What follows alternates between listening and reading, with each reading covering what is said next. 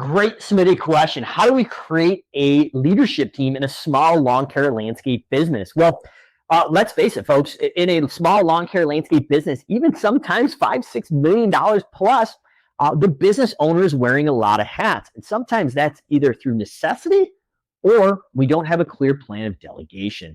So one of the things we like to do in the Simple Growth Coaching division is we call it the future org chart. We go out 3 years from now, we lay out the organizational chart of the future, and we map out the roles and responsibilities, but we don't put any names on it who's currently doing it when we build that out. Then we're throwing in the initials right down the CEO through the leadership team for marketing, sales, office management, finance, production manager, and mechanic on that leadership team. And then we scale down to the other roles and responsibilities underneath those figureheads. Even if you don't necessarily have that leadership team, you are currently back 3 years back to the current day today, someone is currently doing those roles. So we're going to put the initials on there. What you're going to find is the business owner's initials usually land on pretty much the entire leadership row, the CEO, and a handful of the areas down below through the non-production production staff.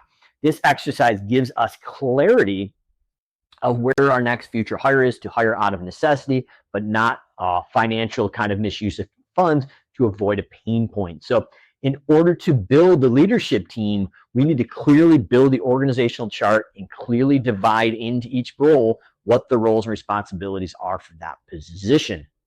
And then we are going to assign who does what in priority in those positions. In a small business, each person's going to be wearing a lot of hats. We're going to be really clear what's the most important 3 levers within that position that's going to drive growth is essential, and what's the next 3 levers that are essential but not like critical.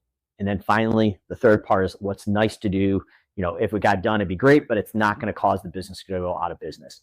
And as we continue to go, that process now will allow us to figure out which part of that leadership team is going to actually be hired out and who's wearing multiple hats with clarity of what they're responsible for and what it looks like to be executed.